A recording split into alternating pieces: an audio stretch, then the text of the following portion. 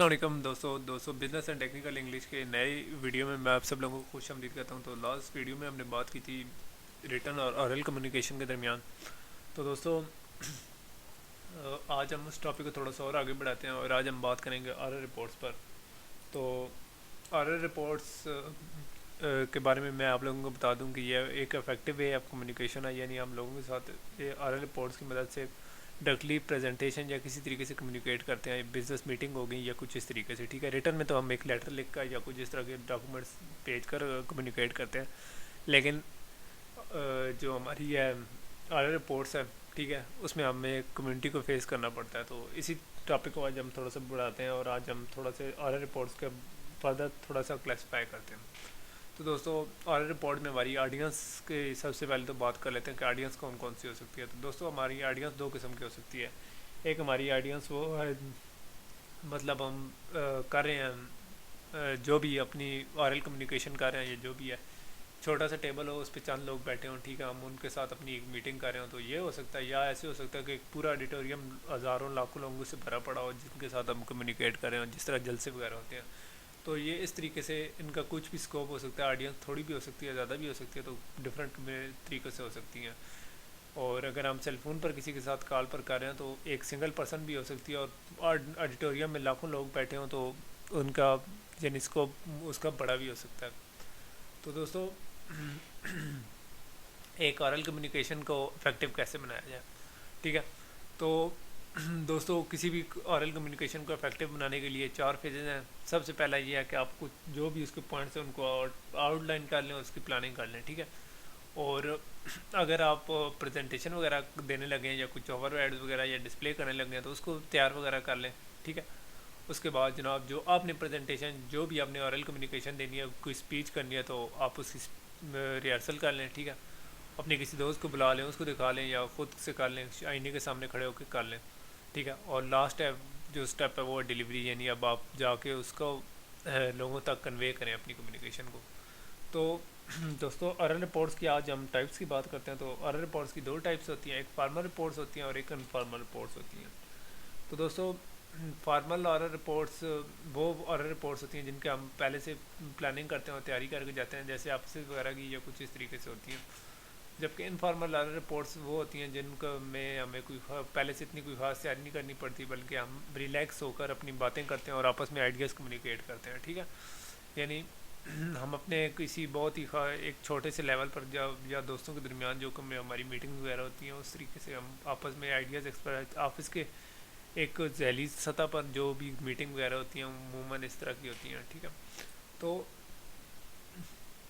दोस्तों इस टॉपिक को थोड़ा सा हम और आगे बढ़ाते हैं और आज हम ऑरल कम्युनिकेशन की जो पहले तो हमने बात की थी टाइप्स की, तो अब हम बात करने लगे इनकी कैटेगरीज। तो ऑरल कम्युनिकेशन की दो किस्म की कैटेगरीज होती हैं, ठीक है। जब भी आप किसी बंदे के साथ कम्युनिकेट करने लगे हैं तो आप दो काम कर सकते हैं। एक इन्फॉर्मेटिव स्पीकिंग हो सकती है, एक परसुएसिव स्पीकिंग। और इन्फॉर्मेटिव स्पीकिंग से क्या मुराद है? इन्फॉर्मेटिव स्पीकिंग से मुराद ये है कि हम लोगों तक अपना मैसेज कन्वे करते हैं, जबकि परसुएसिव स्पीकिंग से मुराद ये है कि हम लोगों से अपने कुछ काम करवाना चाहते हैं तो हम उनको उसके लिए कन्विंस करते हैं, ठीक है। तो दोस्तों अब इस इन्फॉर्मेटिव स्पीकिंग के बारे में एक थोड़ी सी बात कर लेते हैं कि इन्फॉर्मेटिव स्पीकिंग का में हम लोगों को सीखना सिखाना है, हमारा एक मकसद होता है, ठीक है।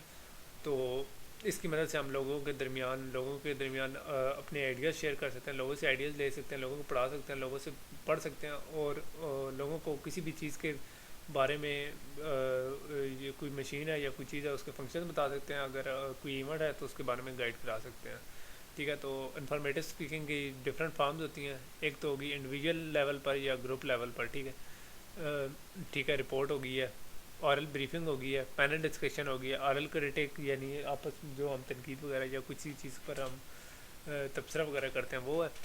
और इसी तरीके से परसुएसिव स्पीकिंग से मुराद ये होता है कि यार हम लोग इस तरह करते हैं कि अपनी ऑडियंस से जाके किसी प्रोडक्ट के लिए या किसी चीज़ के लिए कन्विंस करते हैं, या हम लोगों की जो थिंकिंग है या सोच है उसके बाद उस पर इफेक्ट होने की कोशिश करते हैं, ठीक है। तो इसमें डिफरेंट टाइप्स हैं, ठीक है। तो एक ये हो सकती है कि हम अपने आइडियाज़ के जो एटीट्यूड्स हैं उनको रिइंफोर्स कर लें, ठीक है। एक ये हो सकता है कि हम जो अपनी आइडियाज़ हैं उसको जो भी हमने किया हुआ है यानी इन्फोर्स किया है या जो कुछ भी है उसको अपने अपोजिट उसके अपोजिट या काउंटर में जो कुछ हो रहा है उससे बचाने के लिए कर सकते हैं। ठीक है, एक हम अपने आइडियाज़ का एटीट्यूड चेंज करने की कोशिश कर सकते हैं। चौथा ये है कि हम अपनी आइडियाज़ को किसी काम के लिए मोटिवेट कर सकते हैं। तो दोस्तों अब बात कर लेते हैं कार्ल स्पीच के डिलीवरी मेथड्स की। तो इसके डिफरेंट डिलीवरी मेथड्स हैं। एक एक्सटेम्परी है, एक इम्प्रम्प्टू है, एक मेमोराइजेशन है और चौथा रीडिंग है। एक्सटेम्परी से मुराद ये है कि जो भी हमारी कोई स्पीक या कोई कम्युनिकेशन होती है उसमें पहले से प्लानिंग की जाती है। ठीक है, उसमें अमूमन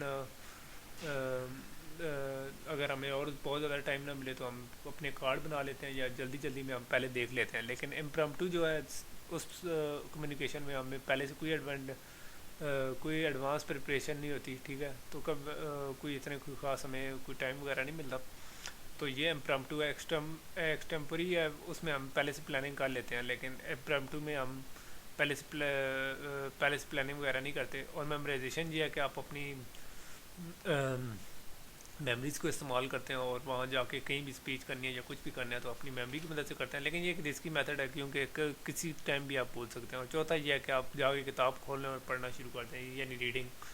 तो आपको अपने पेपर के साथ इतने होते हैं कि कभी कभार आप वो जो रिएक्शन वगैरह देने होते हैं या आपकी जो बॉडी लैंग्वेज या एक्सप्रेसिवनेस है वो भी आप करना भूल जाते हैं, बल्कि आप वो पढ़ रहे होते हैं और आपने अपनी पूरी किताब के ऊपर नज़रें जमाई होती हैं।